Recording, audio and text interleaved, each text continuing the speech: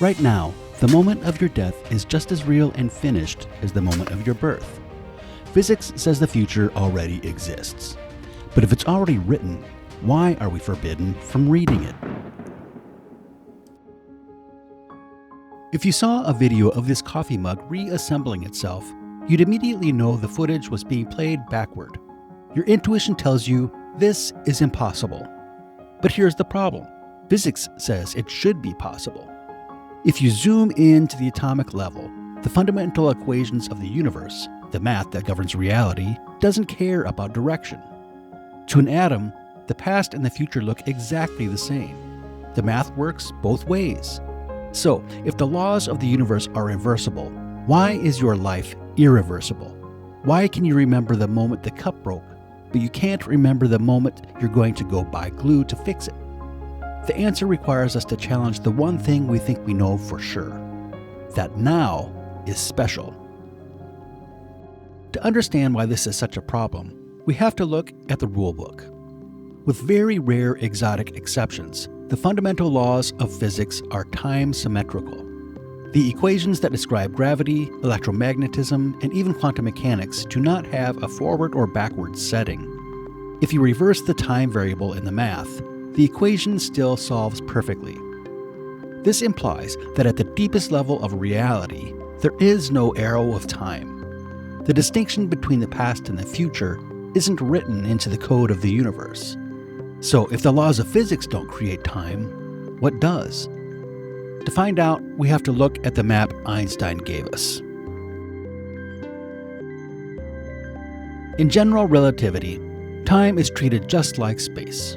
It is a dimension. This leads to an interpretation called the block universe. Many physicists interpret the math to mean that the past, the present, and the future all exist simultaneously in a giant frozen four-dimensional block. In this view, the future isn't unknown. It is already there. It is written in the geometry of space-time just as firmly as the past. It's like a novel that has already been printed. The last page exists at the same time as the first page. The characters just haven't read it yet. This leads to a really uncomfortable realization. The present, this feeling of now, might not be special at all.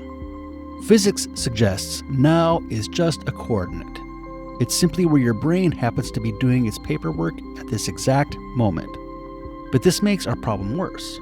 If the future is sitting right there, physically real, why are we blind to it? Why can our brains only read the left side of the book and not the right?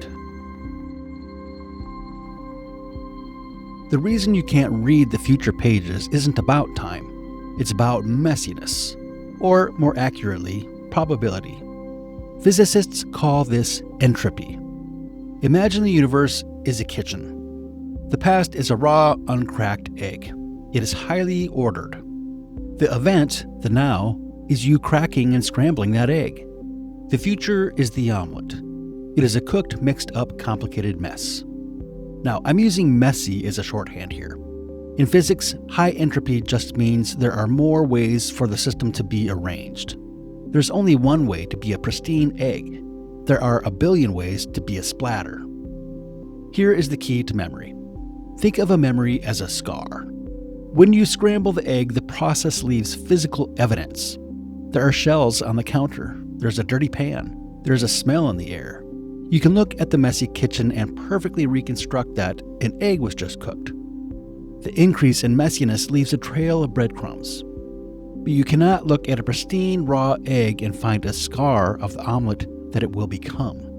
The raw egg hasn't been damaged yet. The universe is essentially a teenager's bedroom. It is very easy to mess up and statistically impossible to clean by accident. But wait, pause here. This sounds backward. If the universe tends toward messiness, that implies it used to be tidy, extremely tidy. For the arrow of time to exist at all, the universe had to start in a state of incredibly low entropy. Physicists call this the past hypothesis. We don't know exactly why the universe began this way. Maybe it was cosmic inflation, maybe it was Roger Penrose's curvature hypothesis, but we know that 13.8 billion years ago, The universe was wound up tight like a clock. Everything that has happened since, galaxies forming, stars burning, you clicking on this video, it's just the clock unwinding. If the Big Bang had started a high entropy mess, there would be no arrow of time, no past, no future, just a soup of nothingness. Basically, we owe our entire existence to the fact that the infant universe was a massive neat freak. This is where our story takes a turn. We like to think our brain is a ghost in the machine, observing the universe from the outside. It isn't. Your brain is the machine. The psychological arrow of time, that feeling of moving from yesterday to tomorrow, is actually just the thermodynamic arrow inside your skull. To store a memory, your brain has to physically change. Neurons have to fire.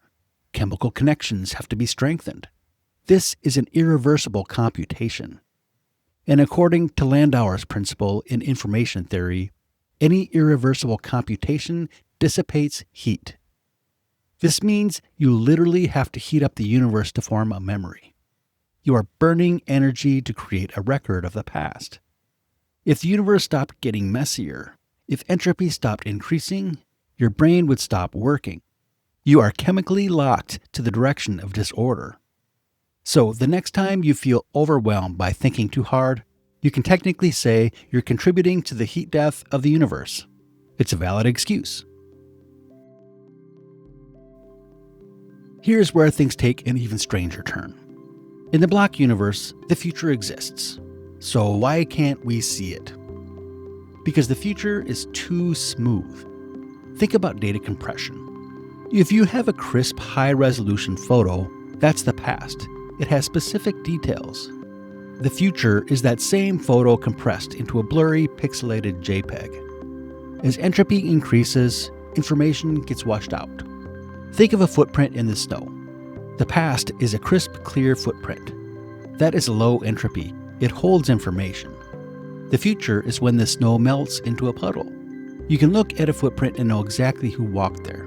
But you cannot look at a puddle of water, tell me it used to be a snowman, a footprint, an igloo. Locally, we can predict things. I know the sun will rise tomorrow, but the deep future destroys the evidence, and the past creates it. This brings us to the final disturbing realization. You aren't actually looking back in time when you remember something. You can't look back. You are trapped in the present. When you remember your childhood, you are looking at a current physical marker in your brain, like reading a scratch on a vinyl record, and inferring the song that made it. The past is just a story your brain tells you right now to explain the scratches it currently has. Your brain is like a detective arriving late to a crime scene, looking at the evidence and reconstructing what must have happened. Most of the time, it gets the story right, but sometimes it doesn't. Because memory isn't a recording, it's a reconstruction. And some of the most important things that shaped you never became clear stories at all. They didn't leave scenes that you could revisit, just changes in the system. Preferences, reflexes, comforts, anxieties. They altered the way the record plays, without ever carving a track you could point to.